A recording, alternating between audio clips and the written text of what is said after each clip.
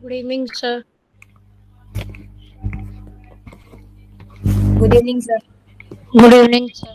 हाँ, good evening. हाँ बेटा, पहले जो आपका टेस्ट हुआ था, कोई डाउट हो तो उसमें निकाल लो टेस्ट में जल्दी जल्दी से।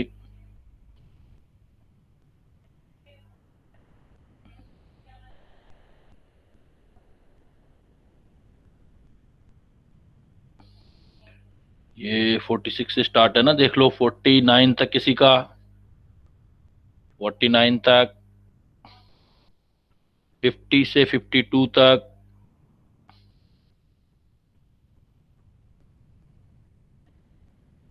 50 से 52, 53 से 55 तक,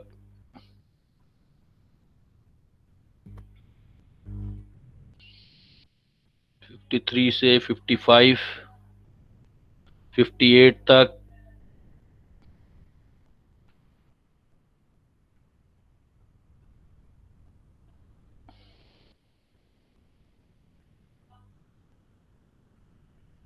59 से लेके 61 तक,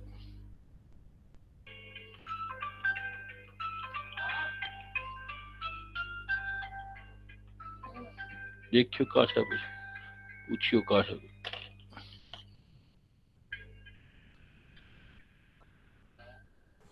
Sir, 63.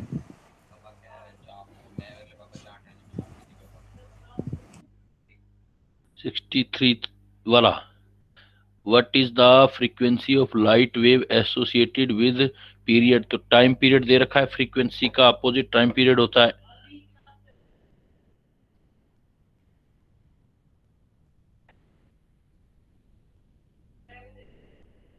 Frequency is equal to 1/t, तो टाइम पीरियड से डिवाइड कर दो, फ्रीक्वेंसी आ जाएगा।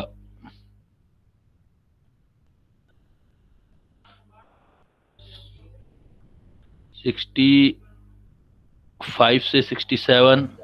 सर 63 में एक डाउट है। हाँ बोलो। सर वो 63 में क्या? कैसे?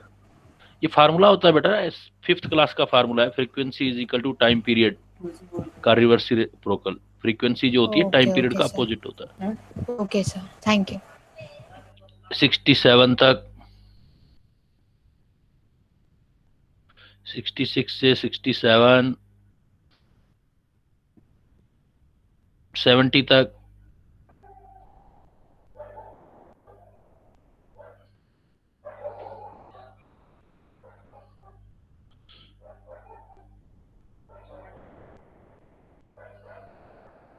नेक्स्ट 71 से 73 तक, 75 तक,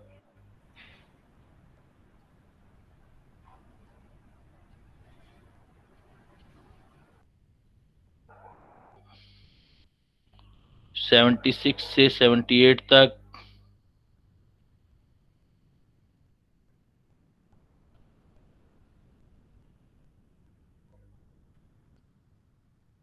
सर ये 78 वाला कैसे हुआ? Angular momentum of electron of hydrogen atom.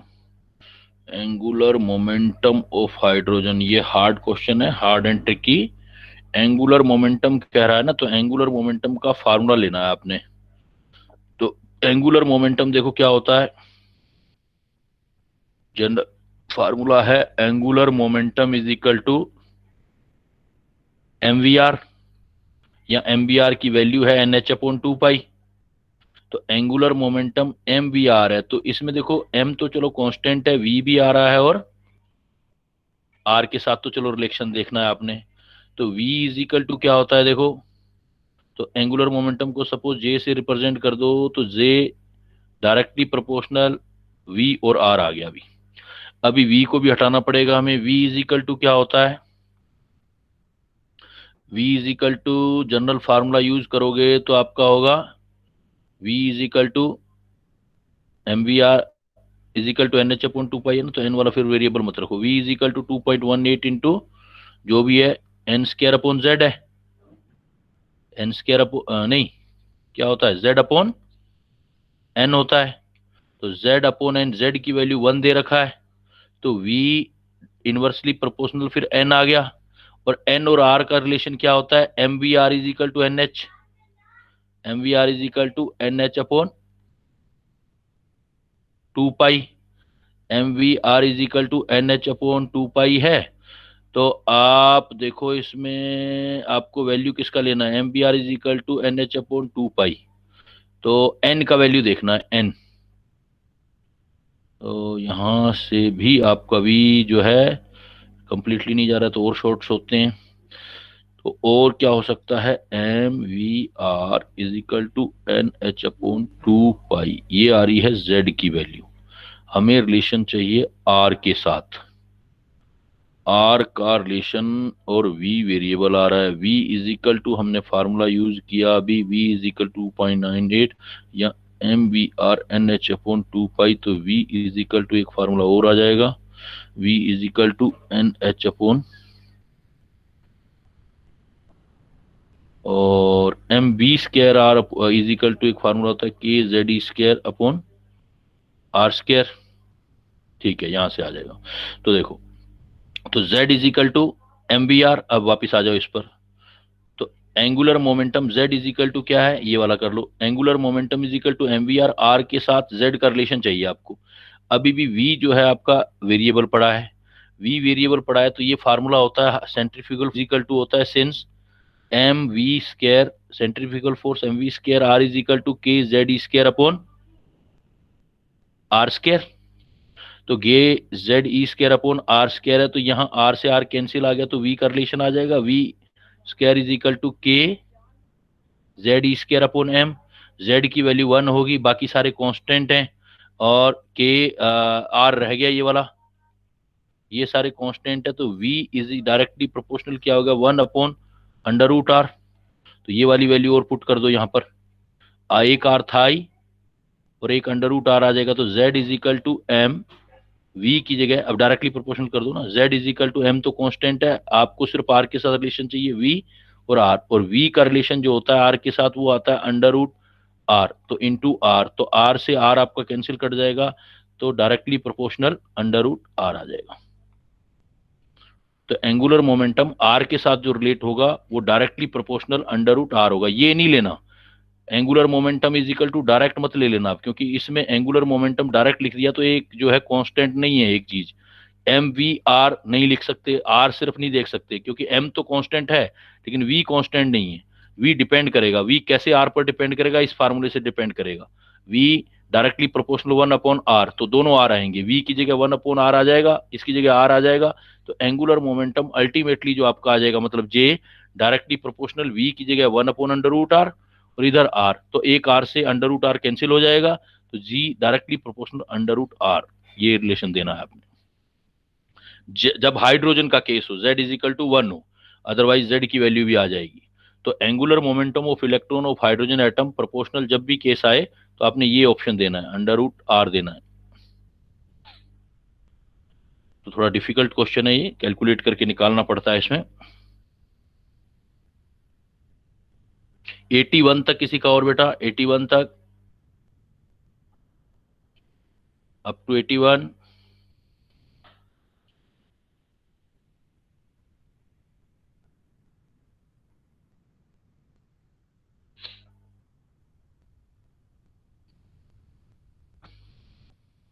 82 से लेके 84 तक, 82 से 84, 87 तक बेटा,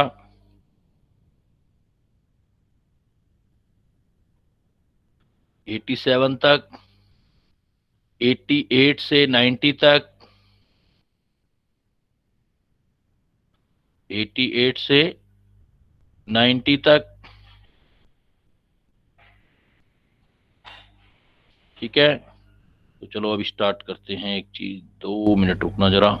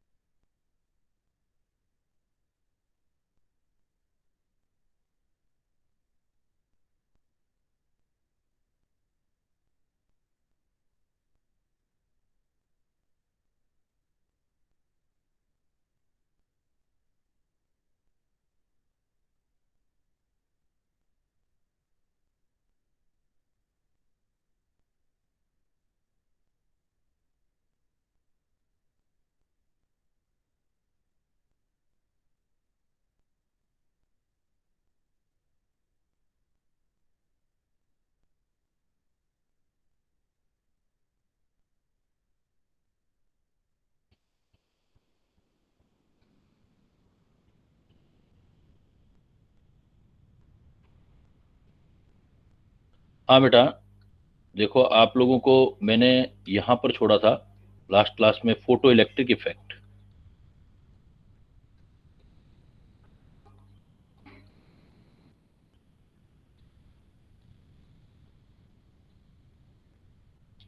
फोटो इलेक्ट्रिक इफेक्ट में हमने ये किया था कि जब भी कोई फोटोन डालेंगे लाइट का, सपोज ये लाइट का फोटोन है, इसके पास कुछ एनर्जी होगी फोटोन के पास, और ये एनर्जी कोई मेटल होगा, मेटल के इलेक्ट्रॉन पर अटैक करेगी और इस इलेक्ट्रॉन को मेटल से बाहर कर देगी।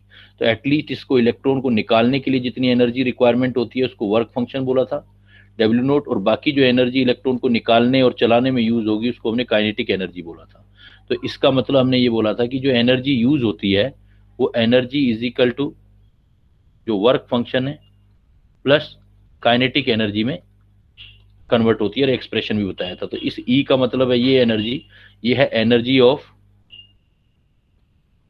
इंसिडेंट फोटोन, जो फोटोन आएगा उसकी एनर्जी, और इसके पास हैविंग इक्वल और मोर देन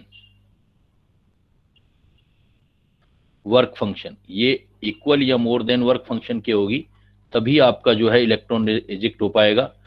डब्ल्यू नोट जो है इसको बोलते हैं वर्क फंक्शन, मतलब मिनिमम एनर्जी जो रिक्वायर्ड होता है। वर्क फंक्शन, वर्क फंक्शन मतलब minimum energy required to eject electron, और काइनेटिक एनर्जी है ये जो है मूवमेंट ऑफ एनर्जी जो होगी, kinetic energy of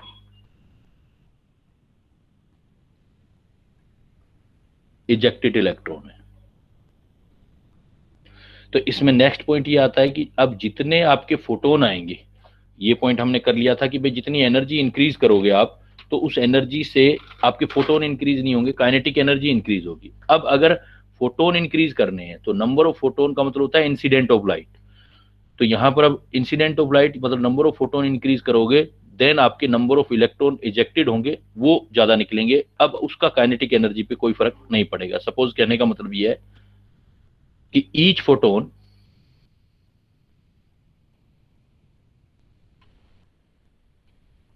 each photon having sufficient energy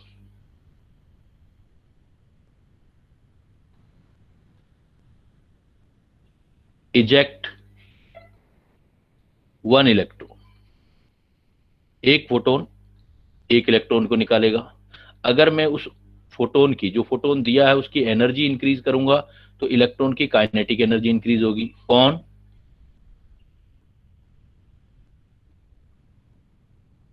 increasing energy of photon, on increasing energy of photon, kinetic energy of electron ejected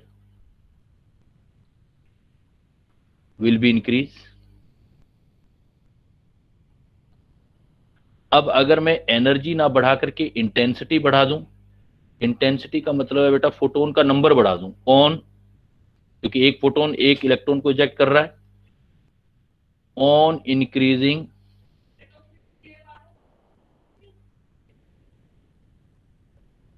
number of photon. जब number of photon को increase करते हो तो इसको बोलते हो इंटेंसिटी इंक्रीज कर दी आपने, increase in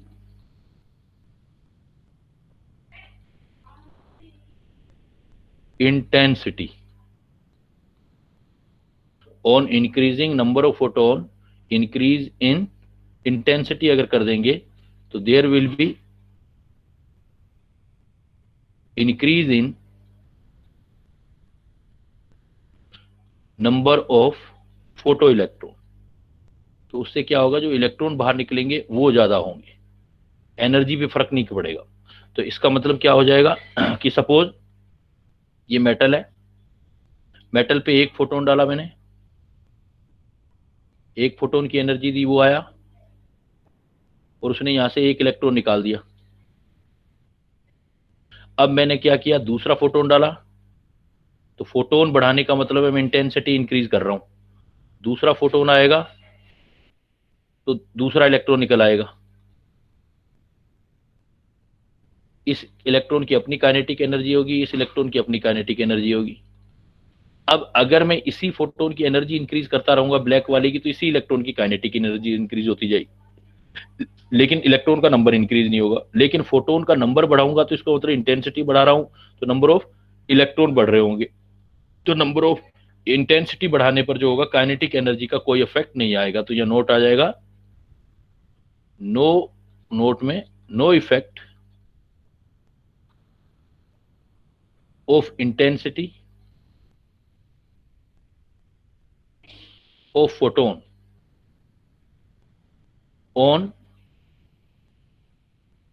kinetic energy of electron. ये चीज शो कर रही है कि एनर्जी इंटेंसिटी से रिलेटेड नहीं है, इसीलिए हम कहते हैं कि ये वेव नेचर नहीं है। अगर वेव नेचर होता तो एनर्जी इंटेंसिटी बढ़ाते तो एनर्जी भी इंक्रीज हो जाता। तो no effect of intensity of photon on kinetic of energy of electron. So in this phenomena,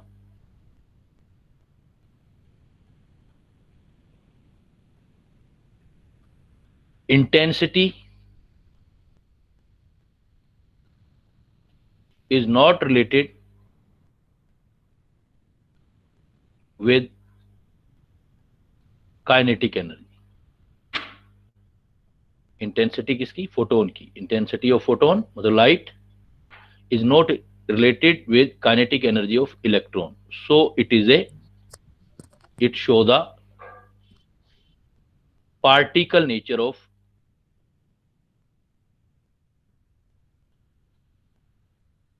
light.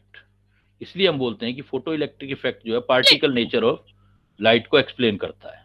अगर वेव नेचर होता तो वेव नेचर में काइनेटिक एनर्जी और इंटेंसिटी बढ़ाते तो काइनेटिक एनर्जी बढ़ती। ऐसा आप फिजिक्स में पढ़ोगे, पूरे चैप्टर में पढ़ोगे जो वेव नेचर ऑफ लाइट आएगा।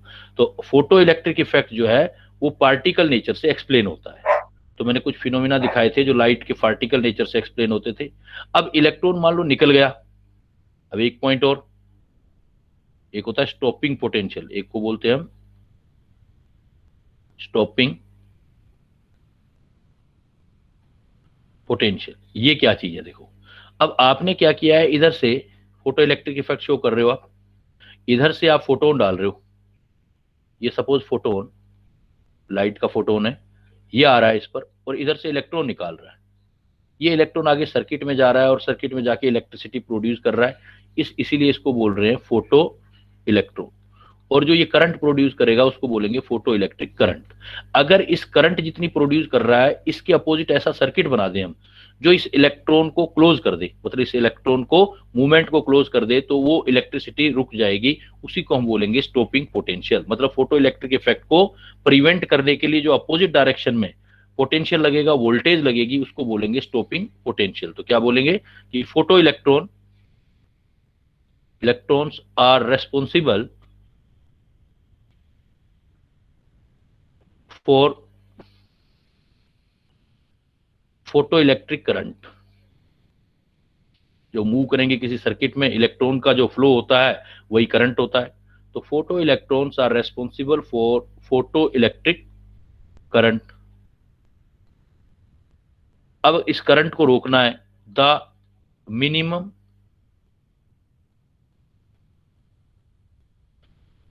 Minimum potential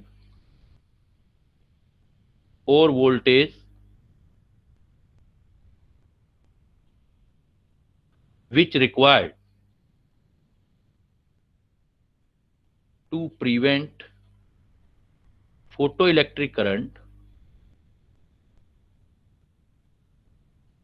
which prevent photoelectric current, photoelectron are responsible for photoelectric current, and the minimum potential or voltage which required to prevent photoelectric current is known as stopping potential. इसको हम stopping potential या बड़ा we करके S लगा दो, ऐसे represent करते हैं स्टॉपिंग पोटेंशियल। अब एक्चुअली क्या है, ये इलेक्ट्रॉन जो मूव करेगा, जो उसकी काइनेटिक एनर्जी है, उसी को तो रोकना है। तो इस एनर्जी के बराबर आप स्टॉपिंग पोटेंशियल वाली एनर्जी लगा दो। तो ऑलवेज क्या होगा, इसको रोकना है तो जो काइनेटिक एनर्जी के बराबर, फिजिक्स ये कहती है कि एनर्जी का एक फार्मूला ये भी होता है, energy is equal to voltage into charge.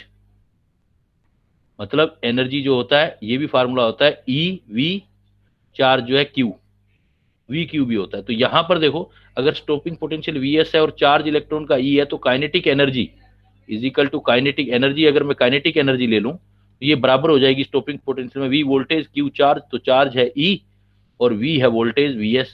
तो kinetic energy is equal to V S के बराबर ले सकते हो आप। Kinetic energy is equal to V S. तो के ई क्या है यहां पर, ये आपका काइनेटिक एनर्जी है।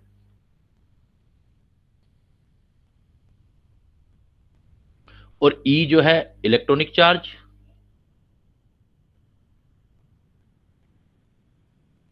और वी एस जो है वो आपका स्टॉपिंग पोटेंशियल।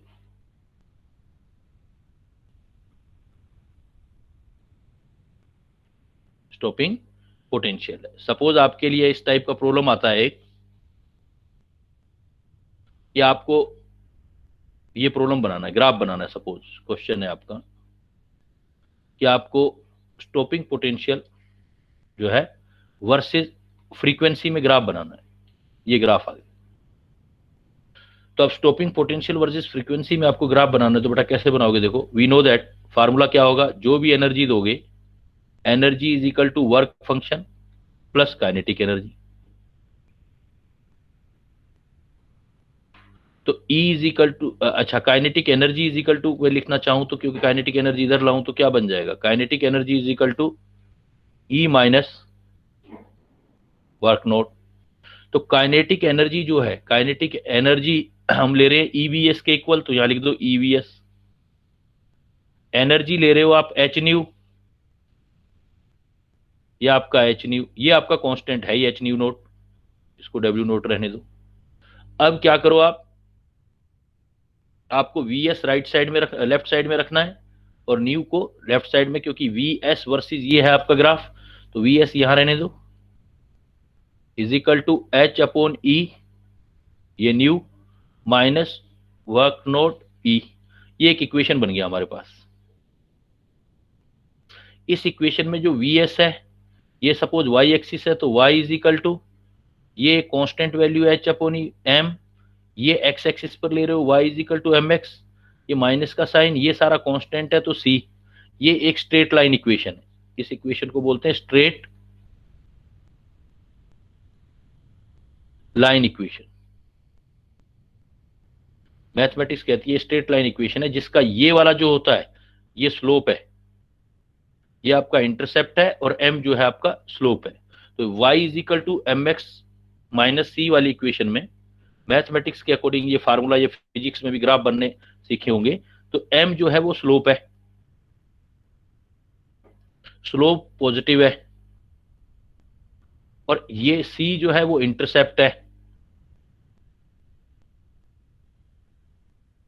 इंटरसेप्ट नेगेटिव है। तो ग्राफ जब बनाते हो तो आप ऐसे बनाते हो, कोई भी ग्राफ, एक लाइन ऐसे खींचोगे, एक लाइन ऐसे खींचोगे। अब यहां पर y एक्सिस लोगे, यहां पर x एक्सिस लोगे, तो y एक्सिस पर जो प्रॉपर्टी रखनी है वो रख दो, इधर रख दिया stopping potential Vs। x axis पर जो प्रॉपर्टी रखनी है वो फ्रीक्वेंसी, वो इधर रख दो, इधर रख दिया फ्रीक्वेंसी। अब इंटरसेप्ट लेना है नेगेटिव, ये 0 होता है, नेगेटिव का मतलब इंटरसेप्ट y एक्सिस पर नीचे जाओगे, यहां से ये नेगेटिव हो गया, और स्लोप है पॉजिटिव, तो ऊपर की तरफ बढ़ोगे ऐसे, ये ऐसे ग्राफ आ जाएगा। तो आपसे पूछा जाएगा कि अप्रोप्रिएट ग्राफ कौन सा है, चाहो तो पूरी लाइन दे दो, यहाँ नीचे वाला डैश डैश दिखा दो नेगेटिव वाला, और पॉजिटिव वाला ऊपर दिखा दो, तो ये ग्राफ आ जाएगा VS और फ्रीक्वेंसी के बीच जो ग्राफ होगा। इस टाइप का प्रॉब्लम पूछा जाएगा तो VS, ये मैथमेटिकल इक्वेशन के अकॉर्डिंग ग्राफ निकाला जाते हैं। तो इस चीज से क्या शो हो रहा है ग्राफ से, जैसे जैसे फ्रीक्वेंसी बढ़ाओगे तो काइनेटिक एनर्जी बढ़ेगी, काइनेटिक एनर्जी बढ़ेगी तो स्टॉपिंग पोटेंशियल भी बढ़ेगा, VS की वैल्यू भी बढ़ जाएगी। तो फ्रीक्वेंसी और VS डायरेक्टली जो है इस स्ट्रेट लाइन के अकॉर्डिंग प्रोपोर्शनल आ रहे हैं।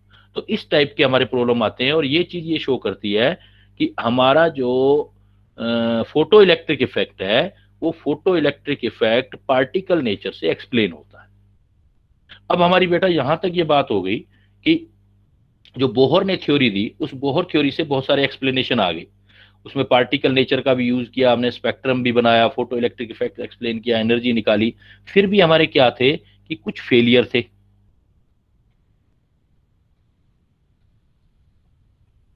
Of Bohr's theory, actually Bohr's theory का जो मेन पॉइंट ये था कि ये सिर्फ वन इलेक्ट्रॉन सिस्टम को एक्सप्लेन कर लेती थी। तो पहला ही हमारा क्या फेलियर आ गया कि अगर किसी सिस्टम में एक से ज्यादा इलेक्ट्रॉन है तो बोहर थ्योरी हम अप्लाई नहीं कर सकते। तो it does not explain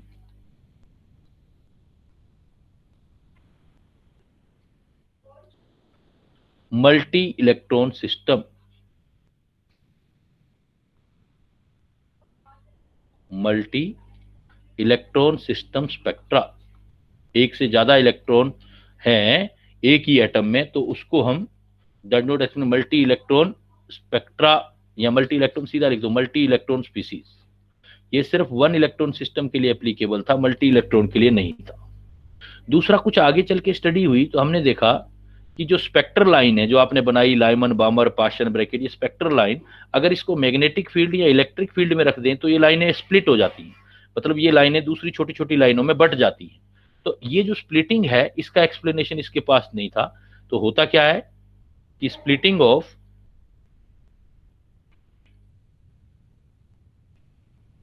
spectral line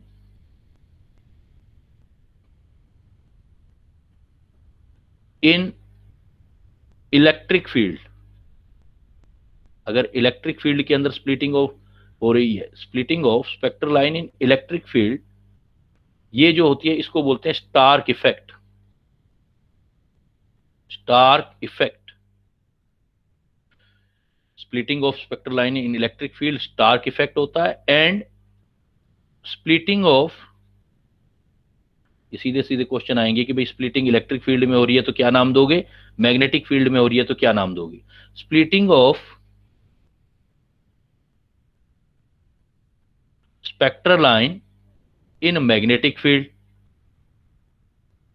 अगर ये मैग्नेटिक फील्ड में हो रही है देन इसको बोलते हैं जीमैन इफेक्ट। ये जो दोनों इफेक्ट है, दीज बोथ इफेक्ट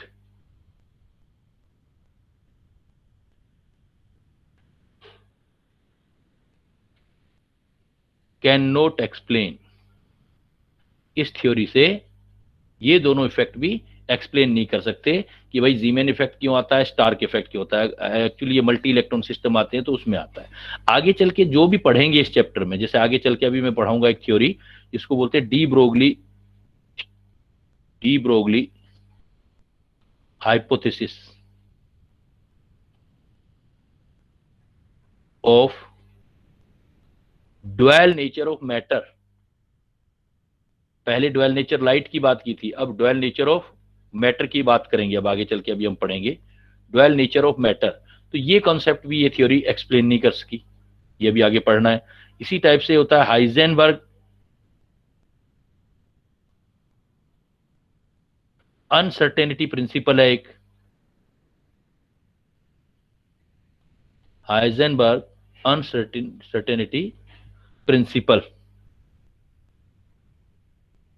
जो ये होता है ये भी एक्सप्लेन नहीं करता। De Broglie nature of matter can not explain, ये दोनों भी जो हो रहे हैं वो इस थ्योरी से एक्सप्लेन नहीं होते। तो आपके एग्जाम में आएगा कि आप कौन कौन से पॉइंट एक्सप्लेन नहीं कर सकते बोहर थ्योरी से। तो जो अब तक पढ़ा वो तो एक्सप्लेन था बोहर थ्योरी से, जो अब इससे आगे पढ़ेंगे वो एक्सप्लेन नहीं होगा। तो वो क्या क्या होगा एक बार बोल दो, देखो बेटा एक बार रिपीट कर दो, क्या क्या एक्सप्लेन नहीं कर सकते आप। जो मैंने पॉइंट बताए इसको रिपीट कर दो, क्या क्या एक्सप्लेन नहीं हो सकता बोहर थ्योरी से। So multi electron species or more than one electron species, splitting of spectral line in electromagnetic field, electric field में भी नहीं हो सकता, splitting of spectral line in magnetic field, और डी ब्रॉगली के थीसिस, या dual matter जो होता है, dual nature of matter, and Heisenberg uncertainty principle. तो ऐसा कुछ हम देंगे, ये सब जो होगा वो एक्सप्लेन इस थ्योरी से नहीं होता है। तो अब ये इस थ्योरी से नहीं होता है तो पॉइंट वाइज आती हैं चीजें बेटा कि ये होती क्या है। मल्टी इलेक्ट्रॉन सिस्टम में अब आ जाते हैं हम। जैसे हमारा पहला आता है डी ब्रोगली साइंटिस्ट का नाम है, de Broglie hypothesis. De Broglie hypothesis, और ये डी ब्रोगली हाइपोथेसिस जो रिलेटेड है ये है ड्वेल नेचर ऑफ, पहले लाइट पढ़ा था, अब ड्वेल नेचर ऑफ मैटर से रिलेटेड है। डी ब्रोगली ने क्या बोला कि लाइक लाइट, जैसे लाइट की ड्वेल नेचर होती है वैसे like light matter also exhibit dual nature. जैसे लाइट की कहता है दो नेचर होती हैं, वैसे कोई मैटर जो होता है, मटेरियल होता है, उसकी भी दो नेचर है। तो like light matter also exhibit dual nature. कैसे? इसमें जो होता है वो कहता है कौन से ड्वेल नेचर, एज वही वाले ड्वेल नेचर जो उसके थे, एज अ पार्ट मैटर है तो पार्टिकल नेचर तो होगा ही, particle nature as well as wave nature. तो कहता है इसके पास भी पार्टिकल नेचर और वेव नेचर होती है। कब होती है? इसलिए इसके लिए इसने क्या दिया, एक डी ब्रोगली इक्वेशन दी। डी ब्रोगली इक्वेशन क्या दी इसने बोला wavelength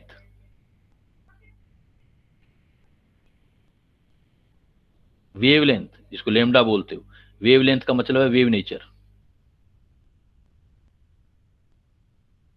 wavelength of moving particle,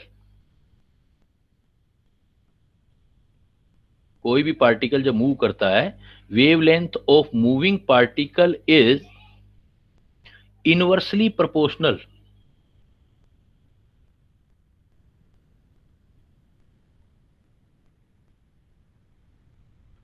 wavelength of moving particle is inversely proportional to the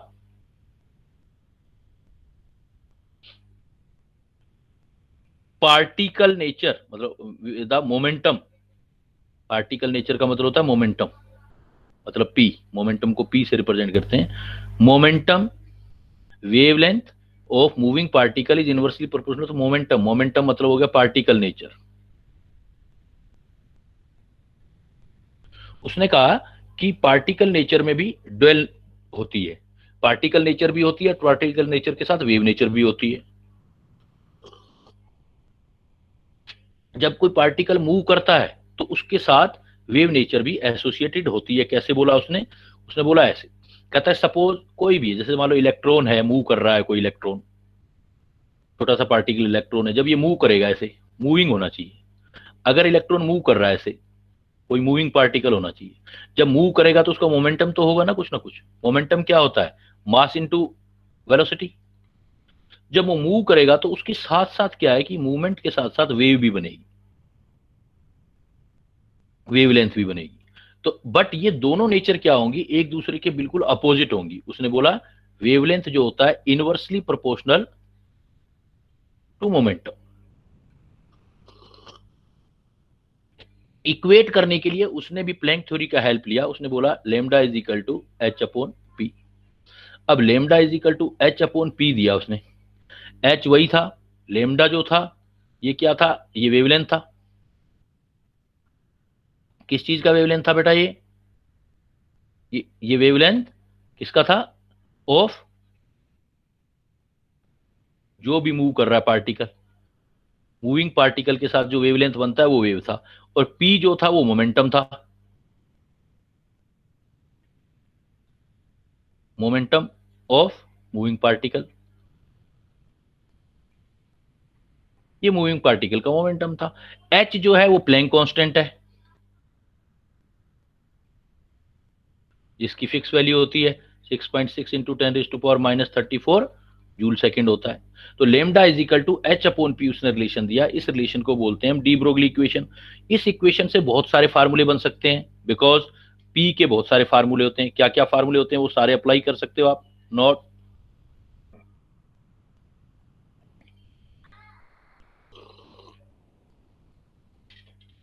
जैसे P is equal to M v भी होता है बेटा, P is equal to M v, एक formula ये होता है। दूसरा देखो P is equal to √2m kinetic energy होता है,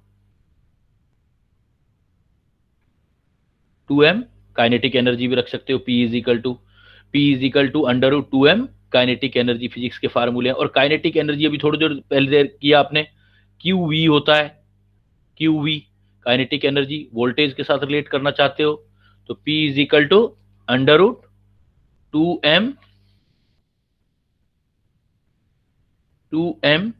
QV। यहां पर बड़ा V आ गया, ये वाला जो है वो छोटा V है, इसलिए मैंने ऐसे कर दिया है। दोनों V में फर्क क्या है, इस V का मतलब है बेटा वेलोसिटी, जो छोटे वाला V है इसका मतलब तो होगा वेलोसिटी, जो बड़ा V है इसका मतलब होगा वोल्टेज या पोटेंशियल।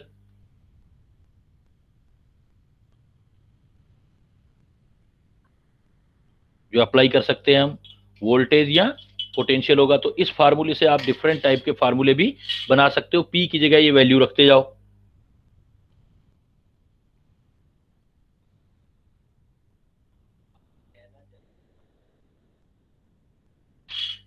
तो P is equal to M v, P is equal to 2m kinetic energy, P is equal to 2m की वी, वोल्टेज भी हो गया पोटेंशियल भी हो गया। तो जैसा फार्मूला होगा उसके अकॉर्डिंग हम क्वेश्चन जो है वो ड्राइव कर सकते हैं। जैसे प्रॉब्लम, अगर हमारा सिंपल सा प्रॉब्लम आ जाए बेटा, ऐसे सिंपल प्रॉब्लम आ जाए कोई भी, जैसे मैं बोल दूं a ball of 500 gram is moving, a ball of 500 gram is moving with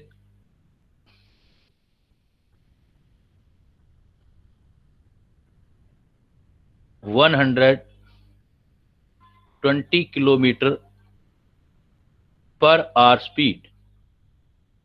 suppose कोई बॉलर बॉलिंग कर रहा है, सपोज आप कहते हो ना बॉल की स्पीड इतनी ज्यादा है, 120 kilometre per hour speed. Calculate the wavelength associated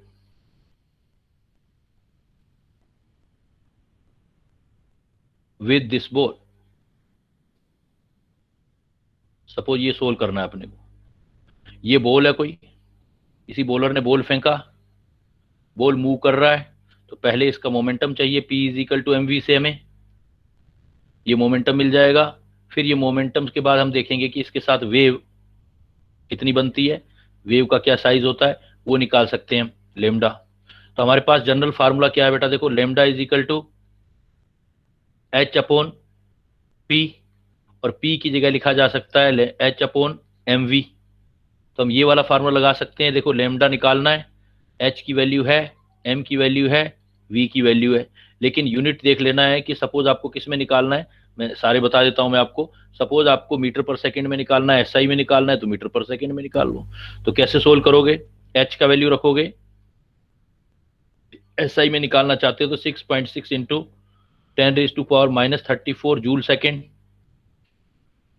M जो है M है mass of ball, mass of ball 500 ग्राम है, तो मास ऑफ बॉल 500 ग्राम का मतलब हो गया हाफ के जी, 500 ग्राम डिवाइडेड बाई 1000, तो ये किलोग्राम हो जाएगा M। V की वैल्यू निकालनी है, वेलोसिटी, वो है 120 किलोमीटर पर आवर। तो इसको आप सोल्व करोगे वेलोसिटी को, तो 120 किलोमीटर, किलो को बोलते हैं 1000, मीटर में चाहिए आपको, मीटर आ गई। और ये H का SI यूनिट होता है पर सेकंड, एक आवर में जो होते हैं 3600 सेकंड होते हैं, तो वो आ गई, तो मीटर पर सेकेंड। तो ये सारी वैल्यू अब आप पुट कर दोगे तो लेमडा निकल आएगा आपका। तो lambda is equal to 6.6 into 10⁻⁻34। अब ये SI यूनिट जो है ये मीटर में निकल आएगा। m की वैल्यू आ गई, m दे रखा था आपको, हाफ kg आ गया, 0.5 kg, 500 1/2, 1/2, 1/2 का मतलब कितना हो गया, ये हो गया देखो 2 0, तो 0.5 इंटू ये वाली वैल्यू आ गई 120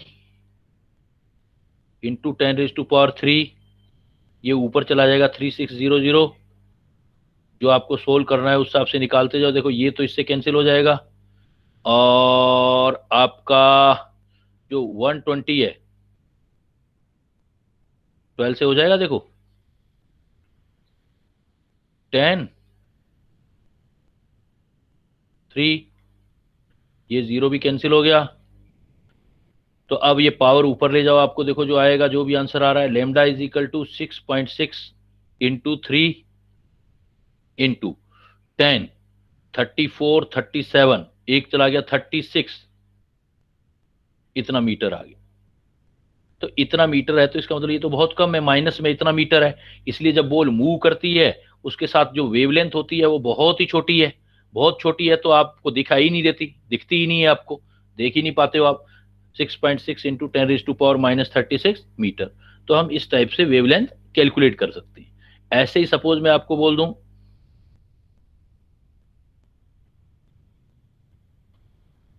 if 100 volt voltage is applied to 100 volt voltage is applied to moving electron, then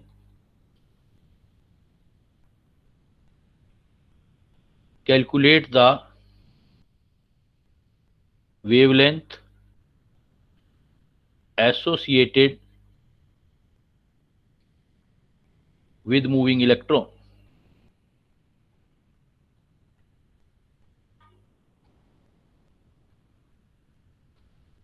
If 100 volt voltage is applied to moving electron, then calculate the wavelength associated with moving electron. तो अब देखो voltage की बात आ रही है तो पहले हमें फार्मूला बनाना पड़ेगा। तो मैं एक रेडीमेड फार्मूला बताता हूं आपको, देखो दोनों काम आ जाएंगे, आपका एक्सप्रेशन भी बन जाएगा और फार्मूला भी। 4 इलेक्ट्रॉन बनाते हैं सपोज, 4 इलेक्ट्रॉन। जनरल फार्मूला होता है lambda is equal to H/P। Since P is equal to होता है √2m काइनेटिक एनर्जी, और काइनेटिक एनर्जी जो इक्वल होता है वो होता है 2m charge into voltage QV के बराबर। तो P की वैल्यू रखें तो सो फार्मूला क्या आ जाएगा, lambda is equal to H/P की जगह हम लिख सकते हैं √2m QV। अब √2m QV में अगर हम इलेक्ट्रॉन के लिए निकाल रहे हैं स्पेशली कि इलेक्ट्रॉन जब मूव करेगा उसके साथ एसोसिएटेड है, तो सारे वैल्यू हैं अपने को V को छोड़ के, कैपिटल V को, बिकॉज H की वैल्यू आती है 6.6 इंटू 10⁻34 जूल सेकेंड। तो ये m आ जाएगा आपका 2m की वैल्यू हमें पता है 9.1 इंटू 10⁻31 होती है kg। Q इलेक्ट्रॉनिक चार्ज है, इसकी वैल्यू पता है 1.6 इंटू 10⁻19 है। V को रहने देते हैं। ये सारा सोल्व करेंगे तो अगर आपको लेमडा इलेक्ट्रॉन का निकालना है तो ये आपके पास आ जाएगा 12.27 अपॉन √V। ये सारी वैल्यू सोल्व करोगे तो 12.27 अंडर वोल्टेज इंटू 10⁻10 मीटर आ जाएगा। ये आपका ये फार्मूला आ जाएगा। 10⁻10 मीटर जो होता है वो बेटा 1 एंगस्ट्रॉम के इक्वल होता है। तो हम डायरेक्ट जो है एंगस्ट्रॉम में इसका वैल्यू कैलकुलेट कर सकते हैं। Now we can see here 10⁻10 meter, we know that it is equal to the 1 angstrom. So we can write here wavelength associated with the moving electron is equal to, directly we can calculate by this formula 12.27 under root voltage in angstrom. तो आपके exam में अगर कभी भी आ जाए electron से related आ जाए तो आप डायरेक्ट फार्मूला यूज कर सकते हो। हाँ, इलेक्ट्रॉन नहीं हो, instead of electron, if we use the proton, neutron, etc., then we can calculate in this way again. आपको Q, M, H ये सारी वैल्यू रख करके दोबारा आपको शॉर्ट आउट करना पड़ेगा, बट इलेक्ट्रॉन के लिए आप ये यूज कर सकते हो। तो ये आपके लिए एक रेडीमेड फार्मूला हो गया, जब भी वोल्टेज दी हुई हो और इलेक्ट्रॉन मूव कर रहा है, निकालना हो, तो जैसा आपका क्वेश्चन था अब ये अप्लाई हो जाएगा। उसने आपको देखो अपने क्वेश्चन में क्या बोला था, उसने हमारे क्वेश्चन में ये बोला था, if 100 volt voltage is applied to moving electron, तो 100 वोल्ट लगा दो, फिर अब शॉर्ट आउट कर लो, डायरेक्ट फार्मूला यूज करो। Now you are supposed to use direct formula of this for electron, and we know that now moving electron wavelength is equal to 12.27 upon V angstrom. Voltage is given 12.27, V का value given है आपका under root 100 angstrom, तो under root electron 12.27 divided by 100 का under root लोगे तो 10 angstrom, तो then you can calculate 1.227 angstrom. तो इस टाइप से आप किसी भी पार्टिकल, किसी भी चीज का, जैसे इलेक्ट्रॉन वगैरह, इन सब का, इनसे रिलेटेड जो लेमडा होता है वो आप कैलकुलेट कर सकते हो। इवन आप ऐसे कर सकते हो, आपको सपोज 3 या 4 पार्टिकल दे देता हूं मैं, ये सारे इसी टाइप के प्रॉब्लम एग्जाम में आएंगे आपको। अगर मैं आपको 3 या 4 टाइप का पार्टिकल दे देता हूं, तो compare the wavelength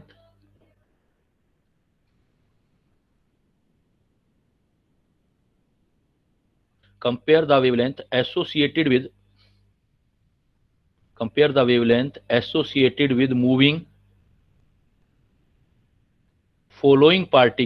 with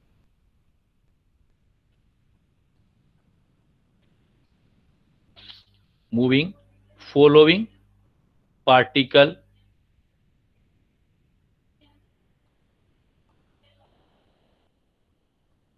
on applying, compare the wavelength associated with moving following particle on applying, calculate the wavelength associated with moving following particle on applying, या on applying same, या on with same, क्या करें, अपनी kinetic energy ले लें, कर लो kinetic energy ले लो, with same kinetic energy, kinetic energy का प्रॉब्लम नहीं लिया अभी, पार्टिकल विद या having same kinetic energy. Compare the wavelength associated with moving following particle, और पार्टिकल हमको दे दिए बेटा, जैसे एक पार्टिकल दे दिया इलेक्ट्रॉन, एक पार्टिकल दे दिया सपोज प्रोटॉन, एक पार्टिकल दे दिया सपोज अल्फा पार्टिकल, ये दे दिए, ये मूव कर रहे हैं, अल्फा पार्टिकल, इलेक्ट्रॉन, प्रोटॉन, ये मूव कर रहे हैं, और इससे रिलेटेड हमको वेवलेंथ निकाल के कंपेयर करना है। देखो इन सब में जो कॉमन चीज है वो काइनेटिक एनर्जी है, तो लेमडा ऑफ इलेक्ट्रॉन रेशियो निकाल लेते हैं, lambda of proton, lambda of alpha particle. Lambda का फार्मूला क्या होता है, अगर हम निकालें तो H upon under root 2m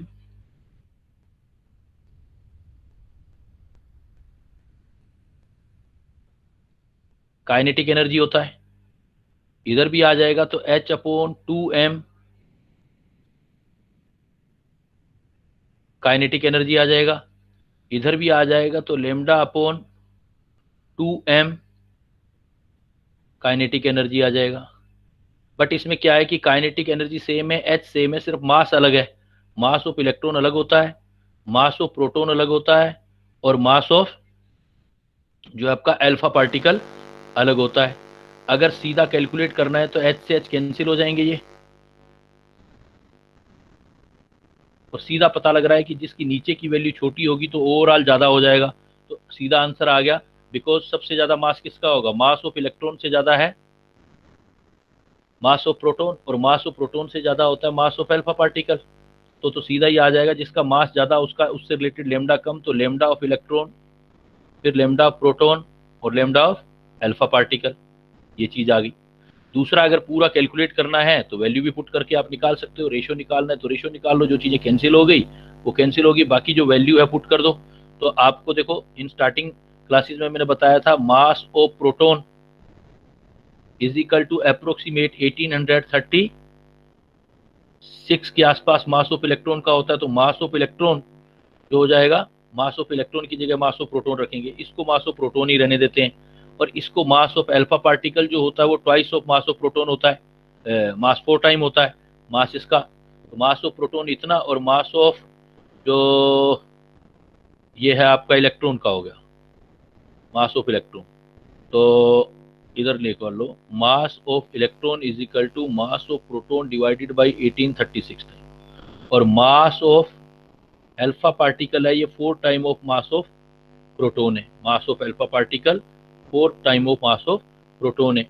तो अब यहाँ रख देते हैं, देखो हम 1 अपॉन, बाकी तो कैंसिल हो गया, under root mass of electron ये वाला लिख दो, mass of proton divided by 1836, इसमें लिख लो 1 upon under root mass of proton को मास ऑफ प्रोटॉन रहने दो, इधर लिख लो मास ऑफ अल्फा पार्टिकल, बाकी कैंसिल हो गया था, alpha particle 4 time of mass of proton आ गया। तो ये 1837 ऊपर हो गया, एमपी एमपी भी कैंसिल हो गया, अब रेशियो निकल आएगा आपका, ये 1837 अंडर रूट ऊपर चला गया, डिवाइडेड बाई 1 रह गया, ये प्रोटॉन डिवाइडेड बाई 1 रह गया, ये proton divided by under root 4 की वैल्यू 2 रहेगी। तो अब 2 से फिर मल्टीप्लाई कर दो सारे को, तो 2 इंटू 1836 इंटू 2 इंटू 1, ये रेशियो आ जाएगा। तो आप अल्फा पार्टिकल का रेशियो भी कैलकुलेट कर सकते हो। अल्टीमेटली बेसिक फार्मूला आपको ये उठाना है जो मैंने ऊपर लिखा है, lambda is equal to H upon p, और पी से जितने फार्मूले बन सकते हैं वो बना सकते हो आप, और वो वैल्यू पुट आप कर सकते हो।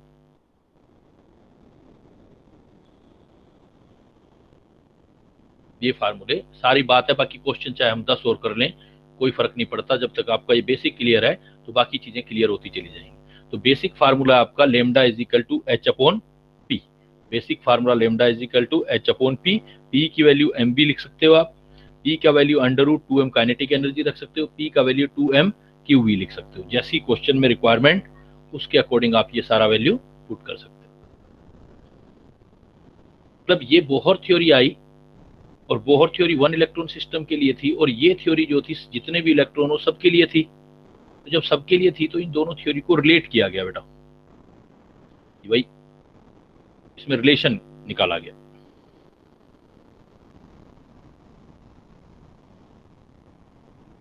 Relation between Bohr theory and जो डी ब्रोगली थ्योरी है, उसमें डी ब्रोगली कंसेप्ट और उसमें रिलेशन निकाला गया। तो उसमें ये रिलेशन निकाला गया कि भाई सपोज ये आपका कोई ऑर्बिट है, बोहर थ्योरी के अंदर कोई भी इलेक्ट्रॉन कहाँ घूमता है, किसी एटम के अंदर ऐसे घूमता है, तो ये न्यूक्लियस है, और न्यूक्लियस के सराउंडिंग ये वाला जो होता है ये बोहर ऑर्बिट है। अब ये बोहर ऑर्बिट में इलेक्ट्रॉन घूमेगा, ऐसे इलेक्ट्रॉन घूमेगा, तो डी ब्रोगली ने क्या बोला कि जब ये इलेक्ट्रॉन घूमेगा तो इसके साथ ये वेव बनाता हुआ घूमेगा ऐसे। तो इसका मतलब पूरी वेव की लेंथ और बोहर ऑर्बिट का सरकमफ्रेंस ये दोनों इक्वल आनी चाहिए, दोनों में रिलेशन आना चाहिए। तो इसके लिए आपका आ जाएगा circumference of Bohr orbit is equal to जितनी वेवलेंथ होगी एन लेमडा, एन मतलब ऑर्बिट नंबर, जो भी ऑर्बिट नंबर होगा, वेव मतलब वेवलेंथ है। तो अभी आपको सरकमफ्रेंस ऑफ बोहर ऑर्बिट है, तो सरकमफ्रेंस क्या होता है 2 पाई आर, तो 2 pi R is equal to n lambda, ये एक रिलेशन है। तो 2 पाई आर किससे आया, बोहर ऑर्बिट से आया, बोहर थ्योरी से। एन लेमडा जो आया वो डी ब्रोगली से आया। सिर्फ ये दोनों के बीच आपने रिलेशन ये देना है, तो ये चीज देनी है। लेकिन क्वेश्चन कैसे करने हैं फॉर क्वेश्चनिंग, वो मैं आपको हिंट सिखा रहा हूं। अदरवाइज ये डिफिकल्ट हो जाएगा। फॉर सॉल्विंग द प्रॉब्लम, इस कॉन्सेप्ट पे प्रॉब्लम सोल्व करनी हो तो वो कैसे करनी है आपने, फॉर सॉल्विंग द प्रॉब्लम। तो प्रॉब्लम सोल्व करने के लिए क्या करना है, दो तरह की प्रॉब्लम आएंगी। एक आएगा आपका नंबर 1, वो पूछेगा number of waves, number of waves. तो number of wave is equal to always orbit number के इक्वल कर देना, यानी कि जो ऑर्बिट नंबर होगा उतनी ही वेव बनेगी। नंबर ऑफ वेव याद रखना, ट्रिक सिखा रहा हूं मैं आपको। वो पूछेगा फोर्थ ऑर्बिट में कितनी वेव्स बनेंगी, तो ऑर्बिट का जो नंबर होगा उतनी ही वेव आपके बनेगी। Number of wave is equal to orbit number. Suppose मैं कह देता हूं कि n इज इक्वल टू 3 है, ऑर्बिट नंबर का मतलब n। सपोज मैं कह दूं n इज इक्वल टू 3, तो ये इसका मतलब हो गया ऑर्बिट नंबर 3 हो गया, ऑर्बिट नंबर 3। तो इसमें 3 वेव दिखानी है बेटा, देखो ऐसे दिखा दो, इक्वल वेव्स। ये सपोज थर्ड नंबर ऑर्बिट है कोई भी, तो इसमें 3 इक्वल वेवलेंथ वाली वेव बना दो, 3 इक्वल पार्ट में डिवाइड कर दो, 1 2 3, 3 वेव्स बन गई, ये वेव्स बन गई, ये 1, ये 2, ये 3। तो सिंपल क्वेश्चन, अगर वो पूछता है कितनी वेव्स बनती हैं तो ऑर्बिट नंबर बता दो। सपोज मैं क्वेश्चन दे देता हूं, मैं दोबारा रिवर्स क्वेश्चन कर देता हूं। मैंने क्या किया, ये बना दिया ऑर्बिट, और ऑर्बिट में मैंने ऐसे वेव दिखा दिया। मैंने कहा कि इस तरह की 4 वेव बन रही है, बताओ ऑर्बिट नंबर कौन सा है। सर 4। आपसे पूछ लिया ऑर्बिट नंबर, तो क्या आंसर दोगे, जितनी इक्वल लेंथ वाली वेव बनेगी वो आंसर दे दोगे, बोलोगे orbit number 4।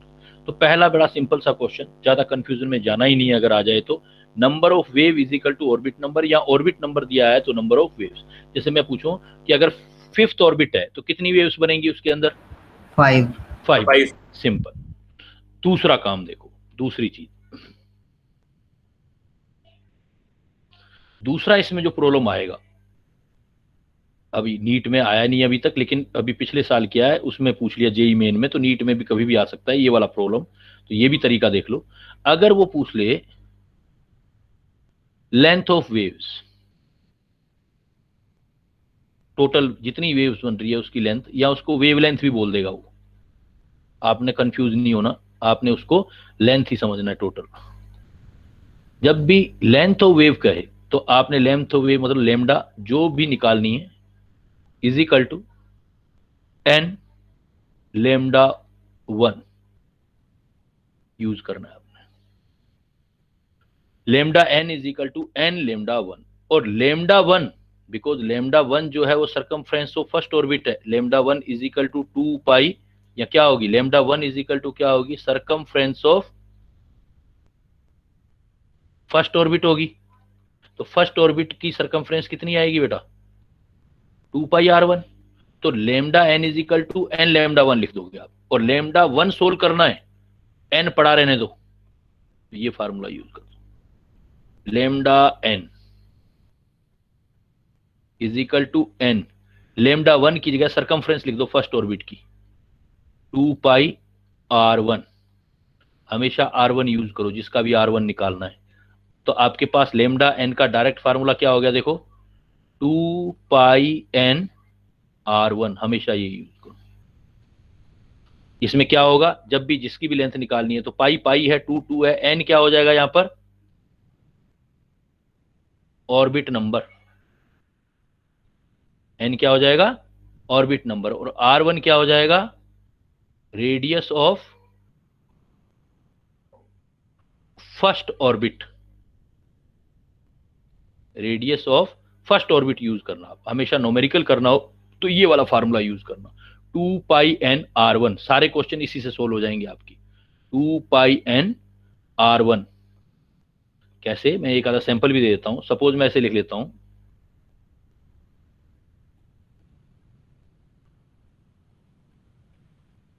Suppose n electron is revolved in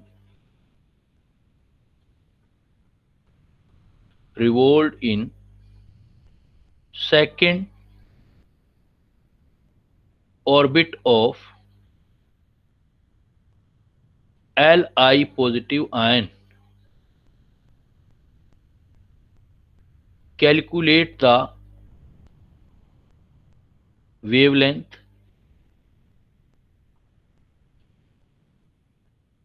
associated with this electron in term of radius of first orbit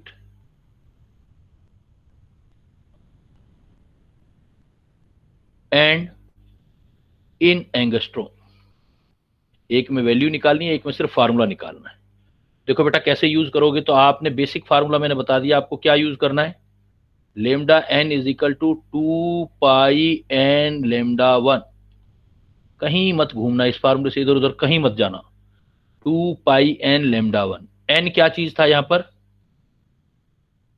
N क्या है बेटा यहां पर, orbit number. Orbit number given होगा आपको हमेशा। कौन सा ऑर्बिट कहना चाहता है, सेकंड। लेमडा 1, ये 2 पाई R1 कर दिया ना, 2 पाई R1 कर दिया, लेमडा 1 नहीं R1 ले लिया मैंने, 2 पाई R1। R1 क्या है, रेडियस ऑफ फर्स्ट ऑर्बिट। तो वैल्यू निकल आई। एक तो टर्म में इसी में निकालना था आपको, term of radius of first orbit. तो lambda n is equal to आ गया R1 की टर्म में, वैल्यू पुट कर दो, क्या आंसर आया,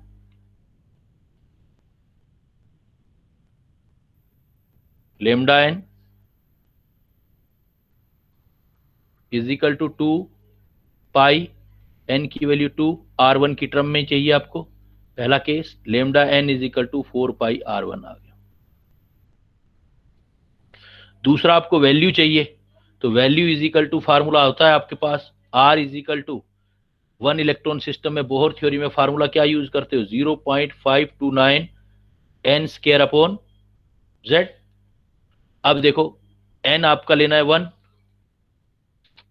अब n2 मत ले लेना क्योंकि आपको R1 की वैल्यू चाहिए, R1 तो R1 ही रख दो, यहाँ n हटाई दो। किसी का भी R1 निकालना होगा आपको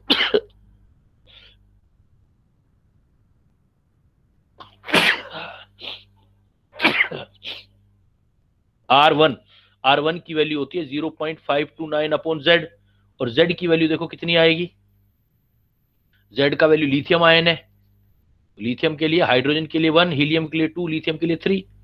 तो इसका मतलब इसी वैल्यू को सोल्व करूंगा तो lambda n is equal to 4 pi R1 की वैल्यू लिखूंगा तो ये आ जाएगी 0.529 अपॉन Z की वैल्यू 3 एंगस्ट्रॉम। तो जैसा पूछा जाए, ज्यादातर आपको इस टर्म में ना पूछ के ऐसे पूछेगा, तो आपको R की टर्म में पूछे तो R की टर्म में देना है, वैल्यू पूछे तो R1 की वैल्यू इस फार्मूले से आपको निकाल के यूज कर लेनी है। तो दो तरीके के क्वेश्चन पूछेगा बेटा, एक तो नंबर ऑफ वेव्स कितनी बन रही हैं और उन वेव की लेंथ कितनी बन रही है। वेव लेंथ का एक ही फार्मूला बेस बनाना आप, lambda n is equal to 2 pi n R1। ये ध्यान रखना, ये RN मत कर देना, R1 फर्स्ट ऑर्बिट की रेडियस का सिंपल मल्टीपल लेना है 2 pi N. Clear? Yes sir. अब आ जाओ आप डी ब्रोगली कॉन्सेप्ट के साथ। एक जो बोहर ने जो दूसरा नहीं एक्सप्लेन किया था वो था हाइजेनबर्ग अनसर्टेनिटी प्रिंसिपल। तो ये क्या चीज है देख लेते हैं। Heisenberg's uncertainty principle, Heisenberg uncertainty principle. तो ये क्या कहता है, अनसर्टेनिटी किस चीज में बताता है, कहता है भाई हाँ वाकई दोनों नेचर होती हैं, बस एक टाइम में एक नेचर को आप ऑब्जर्व कर पाते हो, दूसरे वाली नेचर जो है बड़ी नेग्लिजिबल हो जाती है। जैसे कोई बॉलर बॉलिंग कर रहा है तो हमें उसका जो पार्टिकल नेचर तो कंसीडर हो जाता है, लेकिन दूसरे को हम मेजरमेंट नहीं कर पाते हैं, दूसरे का मतलब बहुत कम हो जाता है। तो इसलिए क्या है कि उसने एक स्टेटमेंट दिया, हाइजेनबर्ग अनसर्टेनिटी प्रिंसिपल ने, अनसर्टेनिटी बेस पर उसने कहा it is impossible it is impossible to determine exact position,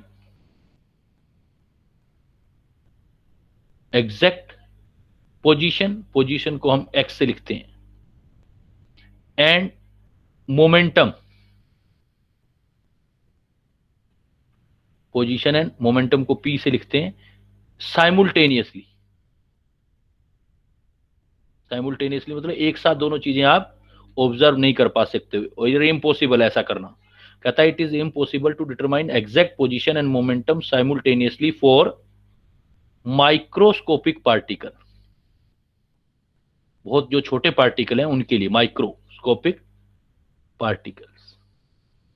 microscopic होते हैं जैसे इलेक्ट्रॉन, प्रोटॉन, एटम, मोलिक्यूल, ये जो है मैक्रो कौन से हैं, जैसे बॉल, कार, ट्रेन, ये बड़े वाले हैं। तो ट्रेन जा रही है तो हम उसकी मोमेंटम भी बता सकते हैं, उसकी पोजीशन भी बता सकते हैं, भाई इतने टाइम के बाद इस जगह स्टेशन पे पहुंचेगी। लेकिन छोटे पार्टिकल में कहता है इम्पॉसिबल है ये। और उसने अपनी एक कैलकुलेशन दी, उसको हम हाइजेनबर्ग जो रिलेशनशिप है उसको बोलते हैं, एक इक्वेशन दिया उसने मैथमेटिकल, उसका जो रिलेशन था उसने कहा कि आप अगर निकालोगे तो ये अनसर्टेनिटी आएगी।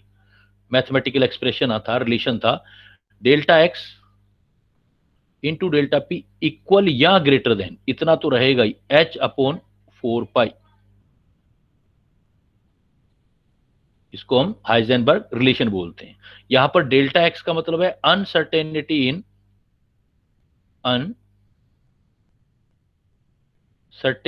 इन पोजीशन, और डेल्टा पी का मतलब है uncertainty in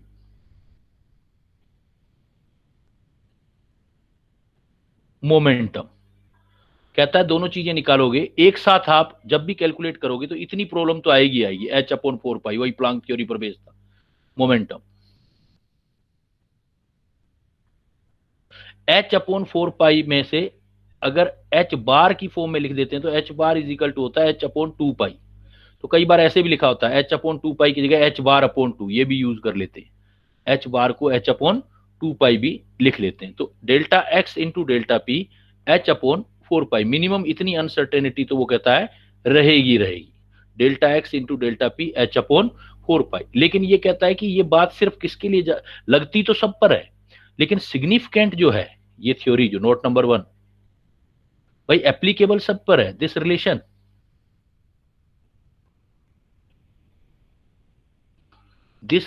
is applicable for all matter, सभी मैटर पर है, क्योंकि हर एक मैटर जब मूव करेगा तो पार्टिकल और वेव नेचर दोनों रहेंगी, तो एप्लीकेबल सब पर है। बट ये कैलकुलेशन हम करेंगे तो सिग्निफिकेंट किसके लिए आएगा, this relation is applicable for all matter but significant only for microscopic particle.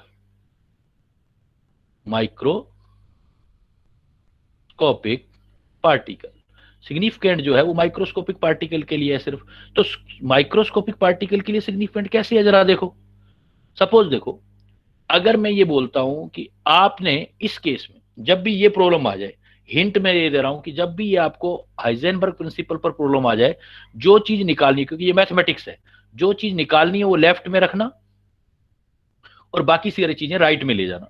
जैसे हम मान निकालते हैं, सिग्निफिकेंस निकालते हैं, तो हमारे पास रिलेशन क्या चीज है देखो, पोजीशन में अनसर्टेनिटी डेल्टा एक्स, मोमेंटम में अनसर्टेनिटी डेल्टा पी, इतना तो एटलीस्ट होगा ही होगा h/4 पाई। हमें अनसर्टेनिटी निकालनी है तो हमें एक फार्मूला आता है बेटा, P is equal to mv होता है।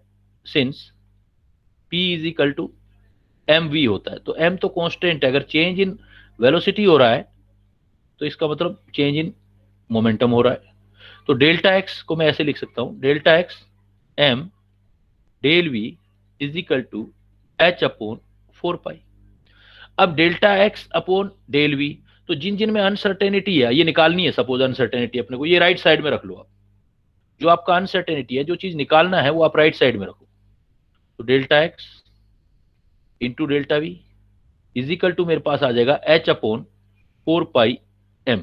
आपको ये चीज निकालनी है, जब भी जो चीज निकालनी हो, यू वांट टू कैलकुलेट, जो भी चीज कैलकुलेट करना चाहते हो must be in right side. जैसे राइट साइड मैंने ले लिया आपने, ये चीज निकालनी है। तो ये चीज जो अनसर्टेनिटी आ रही है वो इतनी आ रही है, देखो h/4πm। इस चीज से साफ क्लियर होता है कि m जितना स्मॉल होगा, अब इधर आ जाओ, m जितना स्मॉल होगा, m जितना छोटा होता जाएगा, m जितना डाउन होता जाएगा, तो h/4πm क्या होता जाएगा बेटा, नीचे वाली जितनी वैल्यू छोटी होती जाएगी तो ये वैल्यू कितनी होती जाएगी, वो लार्ज लार्ज होगी, तो ये कैलकुलेट हो सकेगी, तो ये सिग्निफिकेंट हो जाएगा। तो इसलिए हम कहते हैं कि जब m की वैल्यू स्मॉल होती है तो हम बोलते हैं कि ये स्मॉल वैल्यू के लिए ये जो होती है वैल्यू सिग्निफिकेंट आती है, ऐसी वैल्यू आती है जो जिसका कुछ मीनिंगफुल है। तो तब हम कहते हैं स्मॉल के लार्ज। जैसे लाइक इलेक्ट्रॉन का मास है, तो इलेक्ट्रॉन का मास कितना होता है, देखो मास ऑफ इलेक्ट्रॉन कितना है, 9.1 इंटू 10⁻⁻31, कितना कम है। तो m जितना स्मॉल होगा तो ये वैल्यू उतनी ज्यादा आएगी, कैलकुलेट कर सकते हो इलेक्ट्रॉन के केस में आप, और ये काफी सिग्निफिकेंट आ जाए। जैसे मैं इलेक्ट्रॉन के केस में कैलकुलेट करता हूं, इलेक्ट्रॉन के केस में अनसर्टेनिटी कैलकुलेट करते हैं, तो देखो ये वैल्यू कैसी आएगी, 4 इलेक्ट्रॉन एज 4 इलेक्ट्रॉन, तो h 6.6 इंटू 10⁻⁻34, 4 पाई की वैल्यू 3.14, m की वैल्यू 9.1 इंटू 10⁻31। अब इसको ऊपर ले जाओ आप, तो अप्रोक्सीमेट निकाल दो, कितना निकाल सकते हो आप, जितना निकाल सकते हो। देखो अप्रोक्सीमेट 3 से निकालता हूं, तो 3 से निकालूंगा 3 2 2, और ये निकालूंगा तो अप्रोक्सीमेट 5, ये निकालूंगा तो 9 है, तो अप्रोक्सीमेट 2, 5 2 जा 10, अप्रोक्स 2 आ गया, 1/2 हो गया 0.5 इज इक्वल टू, ऊपर ले जाओ ये 10⁻⁻34 प्लस 31 चले गए, प्लस 31 चले गए, तो ये रह गया कितना रह गया, -3। तो अप्रोक्स वैल्यू निकाल रहा हो तो 5 इंटू 10⁻⁻4 आ रहा है, इतना आया वैल्यू इलेक्ट्रॉन के केस में। अब सपोज इसी केस में m बढ़ता जाए, m लार्ज होता जाए, अब ये जो है नीचे वाली वैल्यू लार्ज होती जाएगी, तो देखो जो चीज निकालनी है आपको, मतलब आपको वैल्यू निकालनी है h/4πm, तो ये चीज m लार्ज होगी तो ये चीज तो स्मॉल होगी। स्मॉल का मतलब बहुत छोटी होगी, मतलब इनसिग्निफिकेंट होगी, ये तो इनसिग्निफिकेंट। कैसे, जैसे मैं एज एग्जांपल फॉर कार के बारे में सोचता हूं, कार मूव कर रही है, कार जा रही है, तो कार का वेट अप्रोक्सीमेट आपका कितना होगा भाई, कार का वेट कितना मान लें, 200 किलो मान लेते हैं, 200 kg तो होगा ही।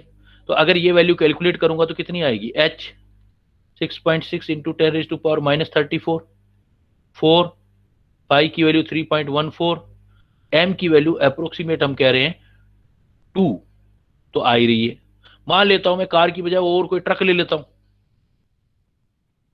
500 kg का, तो कैलकुलेशन इजी हो जाएगी, 500 kg, तो मैंने यहां लिख दिया 500 kg, kg किलोग्राम हो गया, ये ऊपर ये SI में आ ही गया। तो अब मुझे सोल्व करना है, देखो अब मैं सोल्व करूंगा तो ये कितना आ गया मेरे पास, अब ये कितना हो गया, 2.2 आ गया, 4 से किया अप्रोक्सीमेट 5 आ गया, 5 आ गया अप्रोक्सीमेट 100 आ गया, 100 हो गया, तो इसको सोल्व करो जरा आप, तो 10 - 2 ये ऊपर जाके -36, देख लो आप वैल्यू, तो ये वैल्यू तो इनसिग्निफिकेंट है भाई, बहुत कम है। इसलिए हम क्या कहते हैं कि जो पोजीशन और मोमेंटम होता है, कोई भी मटेरियल हो, पोजीशन और मोमेंटम को इम्पॉसिबल है एग्जैक्ट पोजीशन बताना। हम एग्जैक्ट पोजीशन बताएंगे तो मोमेंटम नहीं बता पाएंगे, मोमेंटम बताएंगे तो पोजीशन नहीं बता पाएंगे। ये किसके लिए, स्पेशली स्मॉल पार्टिकल के लिए। तो ऐसे पार्टिकल के लिए इसलिए आप, होती तो दोनों नेचर है वो कहता है, लेकिन आप दोनों को मेजर नहीं कर सकते एक साथ बताया नहीं जा सकता। इलेक्ट्रॉन जैसे छोटे पार्टिकल में हम इनका मेजर नहीं कर सकते। तो जो भी चीज निकालनी हो, ये वाली बात मेरी ध्यान रखना बेटा, इसके न्यूमेरिकल सोल्व करने हो तो ये बात जो मैंने लिखी है, you want to calculate must be in right side, जो निकालना चाहते हो वो राइट साइड में रखना। कैसे, जैसे देखो एग्जांपल दिया मैंने आपको, मैंने क्वेश्चन दिया आपको, मैंने कहा कि if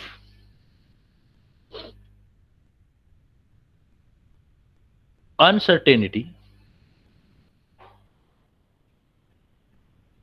in momentum is zero for given particle. If uncertainty in momentum is zero for given particle, so uncertainty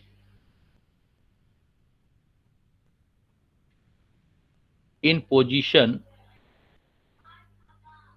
of that particle, ये निकालना है suppose.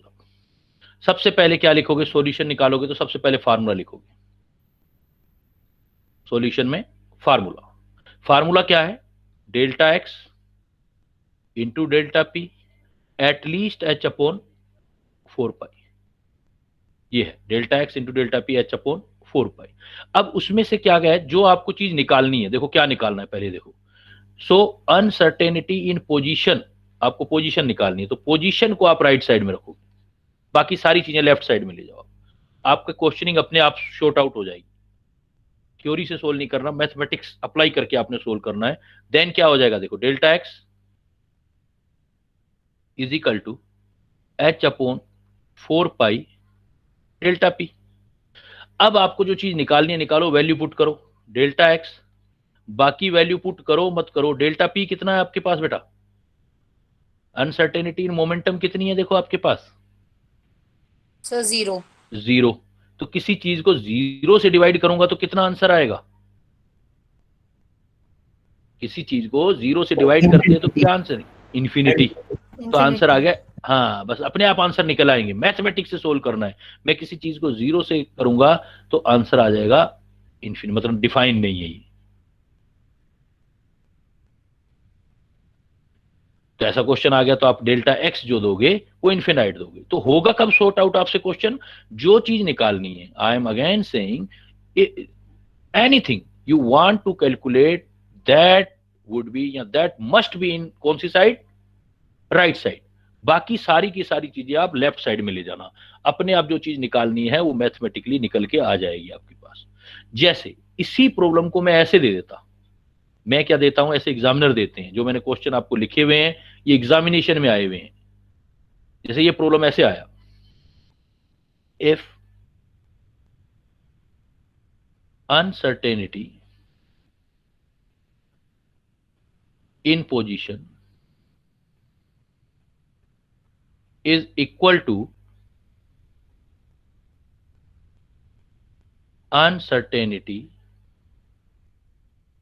in momentum, then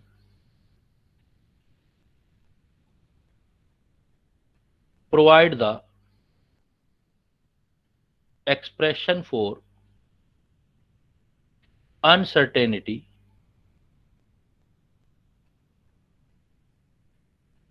in velocity. If uncertainty in position is equal to uncertainty in momentum, then provide the expression for uncertainty in velocity. निकालो जरा, calculate करो, देखो क्या आएगा।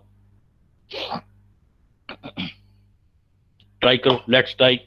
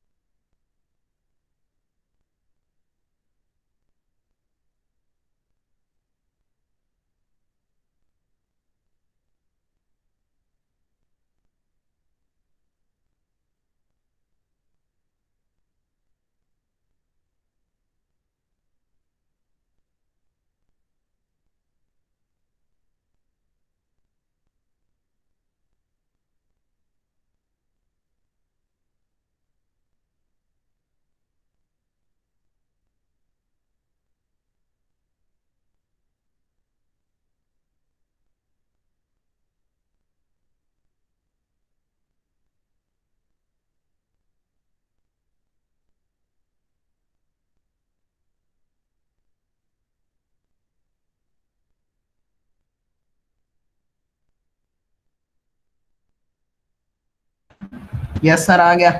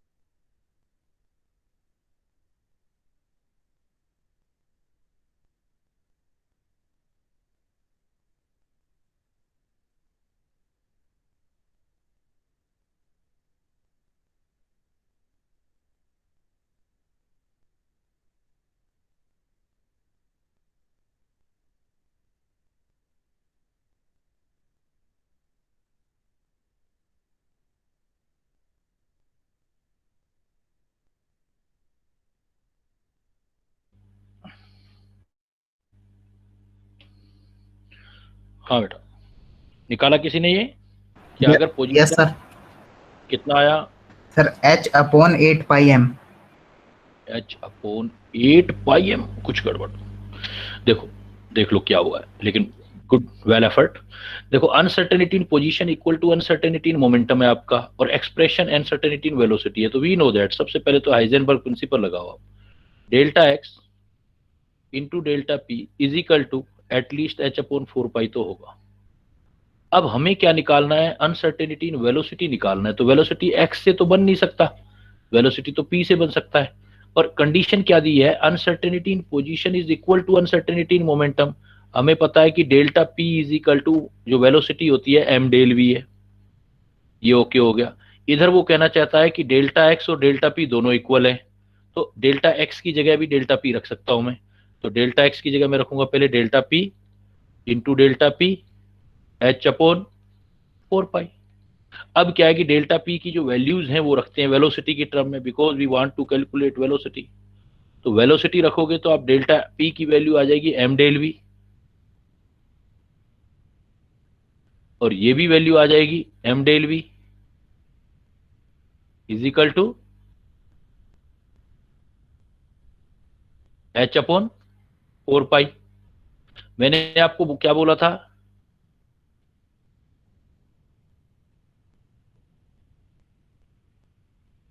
मैंने आपको क्या बोला था कि जो चीज निकालनी है उसको राइट साइड में छोड़ो, बाकी सारा लेफ्ट साइड में ले जाओ। जो आपको निकालना है वो आप डेल्टा वी है, तो डेल्टा वी का स्क्वायर इधर रह गया, इधर चला गया एच अपॉन 4 पाई, एम का स्क्वायर इधर चला गया। अब आपको कैलकुलेट करना है डेल्टा वी, तो delta v is equal to square इस तरफ ले जाएंगे तो अंडर रूट हो जाएगा, under root h upon 4 pi m square.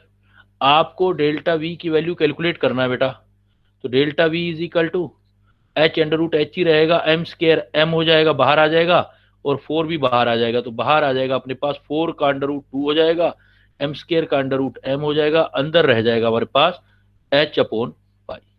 अब चाहो तो वैल्यू कैलकुलेट रख सकते हो आप, अगर आपको एम पता हो तो आप इवन ये तो एक्सप्रेशन निकला है, वेलोसिटी भी निकाल सकते हो। तो delta v is equal to expression आ गया हमारे पास 1/2m under root h upon pi, 1/2m under root h upon 2 pi. तो जो चीज निकालनी है, आपको मैं हिंट सिखा रहा हूं, मतलब आपको क्या लिखा हुआ है वो तो सब किताबों में लिखा होता है, जो हमारी हेल्प होती है फैकल्टी की या टीचर की वो यही होती है कि किसी चीज को सोल्व कैसे करना है।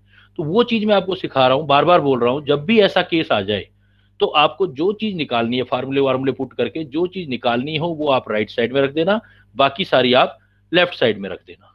तो इसमें क्या है कि अल्टीमेटली कई बार फिजिक्स से रिलेटेड कर लूं कि same uncertainty principle is applicable for number 1 energy and time,